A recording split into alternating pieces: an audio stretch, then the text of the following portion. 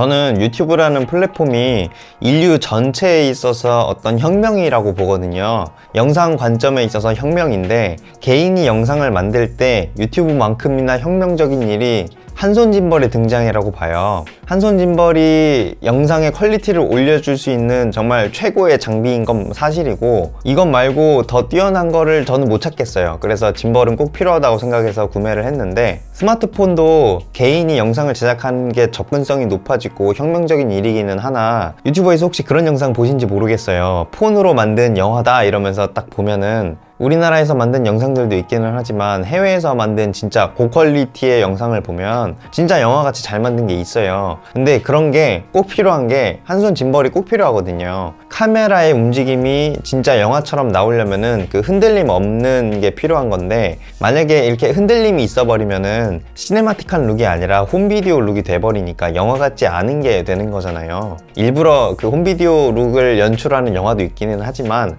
어쨌든 일반적인 우리가 보는 영화들은 그렇게 자연스럽고 천천히 흔들림 없이 움직이는 그런 샷들인데, 그런 관점에서 짐벌을 꼭 사야 하는 이유를 분명하게 우리가 짚을 수 있으면 안 사야 되는 이유도 자연스럽게 드러나게 되거든요. 그러니까 언제 왜 짐벌이 필요한지에 대해서 얘기를 해볼게요.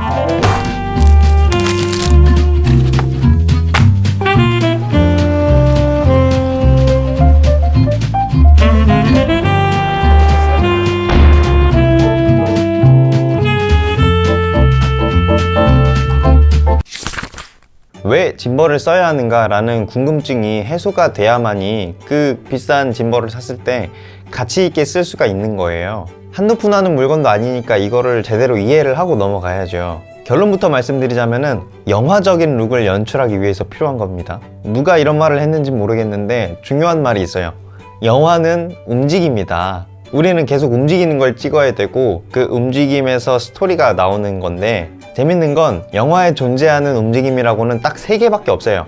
첫 번째는 사물의 움직임이고, 두 번째는 카메라의 움직임이고, 세 번째는 시선의 움직임입니다. 이 시선은 관객의 시선을 말하는 거예요. 이 3가지 말고 다른 게 또 있으면 꼭 댓글로 달아주세요. 전 못 찾겠어요.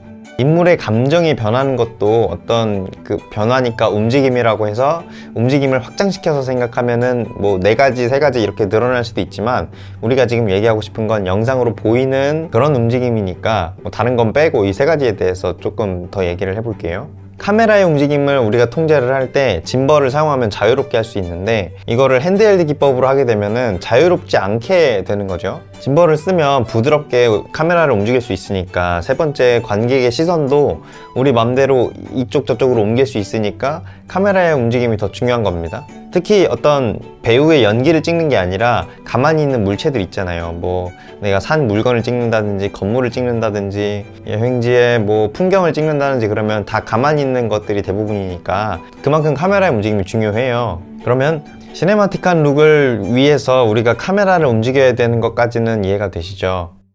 근데 카메라를 꼭 움직이는 것만이 시네마틱한 건가?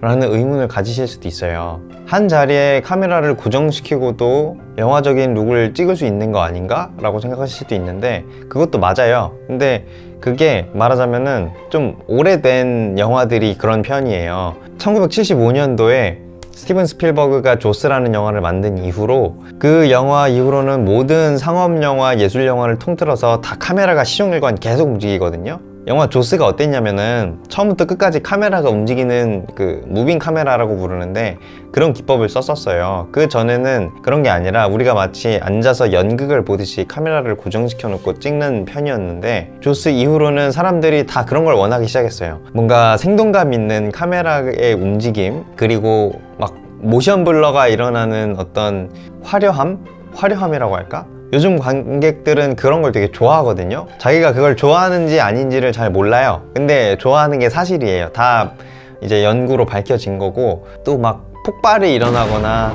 뭐 빵 터지는 장면이 있거나, 뭐 공포 영화로 따지면은 무서운 장면이 확 생기거나 이런 자극을 원하는 거거든요, 사람은. 이거를 이제 본인들은 잘 모르죠. 이거를 알고 있고 그거를 써먹을 수 있는 사람들은 약간 전문가급의 사람들인 거고, 영상을 진지하게 고민을 해보고 공부해본 사람들인 거고, 일반인들은 그렇게까지는 생각을 안 하고 그냥 영화 재밌게 보면 땡이니까 그러고 넘어가는 편인데요. 원래 시장이라는 게 사람들이 원하지 않으면 소비가 안 되잖아요. 그래서 사람들은 이게 이유는 잘 모르지만 뭔가 계속 카메라가 움직이는 걸 더 선호하기 때문에 그런 영화들만 지금 남아 있어요. 1975년도가 지금으로부터 한 45년 전인가 뭐 그쯤이에요. 영화의 역사 전체를 통틀어서 보면은 영화가 나오기 시작한 게 120년 전쯤이거든요. 영화 역사가 그렇게 길지가 않아요. 한 120년 중에 45년이면은 약간 반 조금 안 되는 세월인데, 요즘 트렌드가 45년째 그런 트렌드인 걸 보면 요즘 사람들이 원하는 영화적인 룩을 보여주려면은 카메라를 움직이는 거,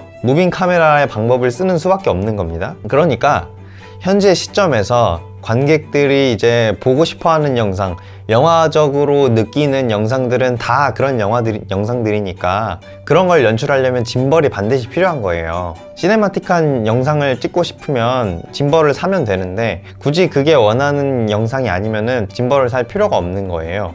짐벌을 사면은 뭐 부피도 크고 무겁고 값도 비싸고, 심지어 그 영화적인 룩을 연출할 때 그 카메라 무빙을 연습하고 연구하고 들이는 시간이 정말 많이 들어가거든요. 그러면은 그거 할 시간에 내가 뭐 목적이 영화 같은 걸 찍는 게 아니라 사람들한테 재미를 주고 싶고 뭐 예능 같은 영상을 찍고 싶은 거라면은 굳이 짐벌이 있을 필요가 없는 거예요. 차라리 그 돈으로 다른 장비를 사는 게 이득이죠.